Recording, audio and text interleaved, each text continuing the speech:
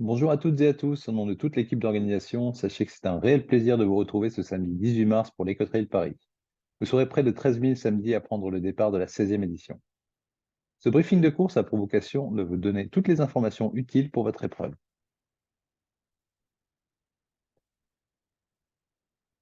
Pour accéder aux zones de départ, nous vous conseillons de privilégier les transports en commun. Pour ceux qui en ont fait la demande lors de l'inscription, vous allez récupérer lors du retrait de dossard un ticket de transport pour rejoindre la gare la plus proche du départ.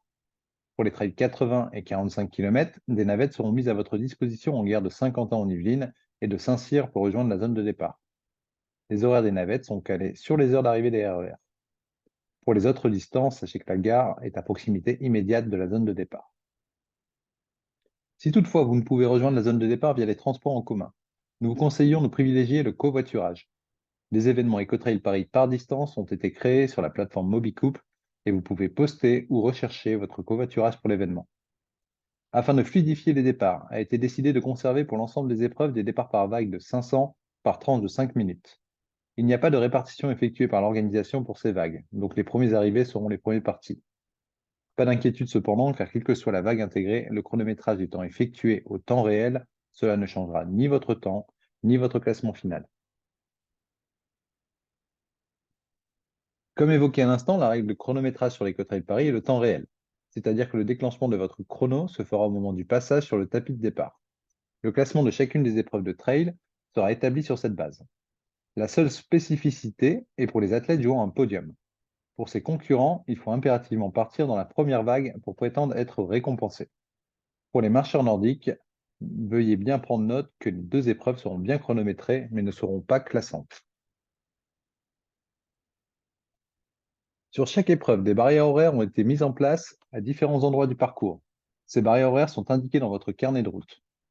Tout dépassement d'une des barrières horaires entraînera le déclassement du concurrent, même si le participant termine l'épreuve dans la barrière horaire finale. Vous avez dans ce tableau pour chaque zone le temps limite depuis le départ pour quitter la zone dite. Dans votre planification de course, pensez à bien intégrer que cela prend donc en compte le temps mis pour rejoindre une zone ainsi que le temps pris pour vous ravitailler. Vous retrouverez toutes ces informations dans le roadbook coureur. Sur les parties du parcours empruntant la voie publique, chaque participant doit obligatoirement se conformer au code de la route et sera seul responsable d'un éventuel manquement à cette règle. Vous n'êtes pas prioritaire et les signaleurs présents à chaque traversée de route ouverte à la circulation seront présents pour assurer votre sécurité. Aussi, le dossard doit obligatoirement être porté face avant et ne pas être caché pour deux raisons. La première, c'est d'être identifié rapidement comme un participant de l'événement, et la seconde est de permettre une meilleure détection de la puce de chronométrage se trouvant au verso du dossard. Nous vous rappelons également que l'assistance hors zone de ravitaillement est prohibée pendant l'événement. Le balisage logotypé Ecotrail Paris et Office national des forêts a pour vocation de vous guider tout au long du parcours.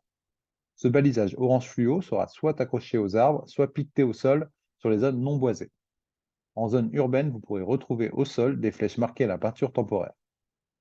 Étant donné que nous ne sommes jamais à l'abri d'un débalisage sauvage, nous avons mis en libre accès les parcours GPX sur notre site internet, que vous pouvez télécharger et importer dans vos montres GPS ou téléphones au cas où. Enfin, si malheureusement vous êtes contraint à l'abandon, merci d'appeler le PC Course en donnant votre numéro de dossard.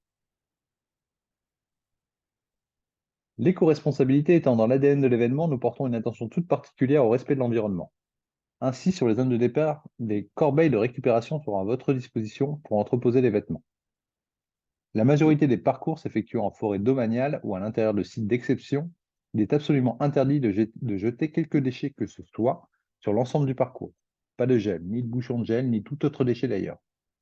Dans le matériel obligatoire figure un contenant exclusif à déchets, pochette déchets que vous pouvez récupérer sur le village Sport Planète par exemple, ou sur les zones de départ, ou tout autre contenant dédié de votre sac de course.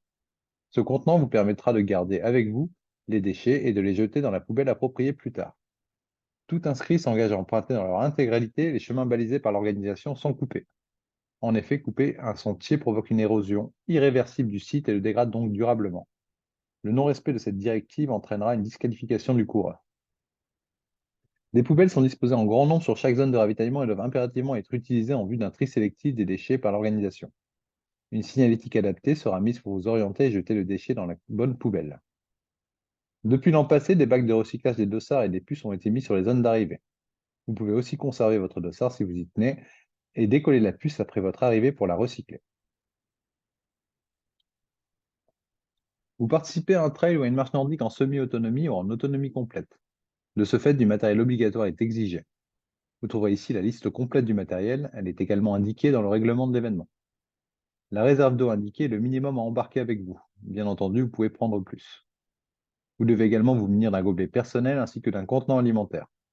Peu importe le contenant pourvu qu'il ne serve qu'à votre alimentation sur les ravitaillements. Veuillez bien prendre note qu'il n'y a aucun gobelet sur toutes les zones de course. Sur les ravitaillements et sur les zones d'arrivée, le service en eau se fera en autonomie au niveau des rampes à eau et des jerrycans mis à votre disposition.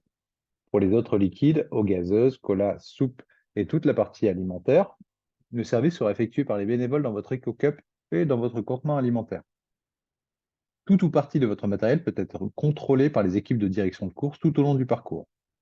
En cas de manquement, des pénalités de temps seront attribuées pouvant aller jusqu'à la disqualification du concurrent si l'absence totale de matériel est constatée.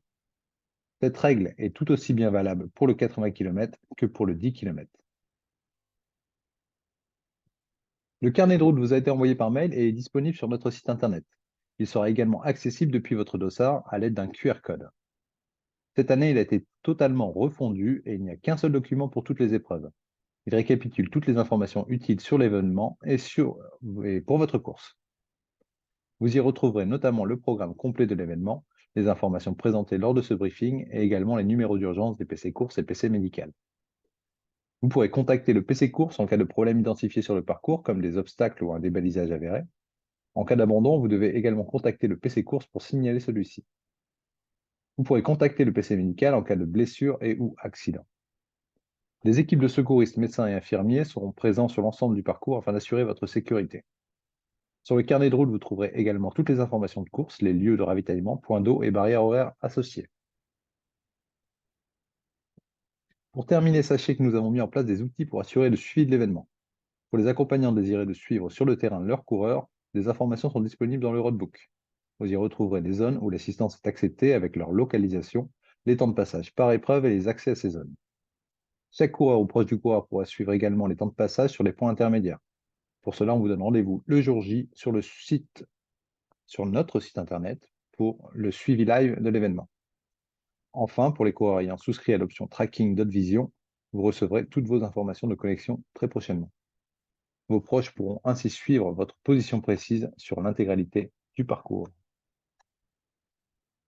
Le briefing de course est maintenant terminé. Il ne reste plus qu'à vous souhaiter une excellente course et on vous donne rendez-vous sur la ligne de départ samedi prochain en pleine forme.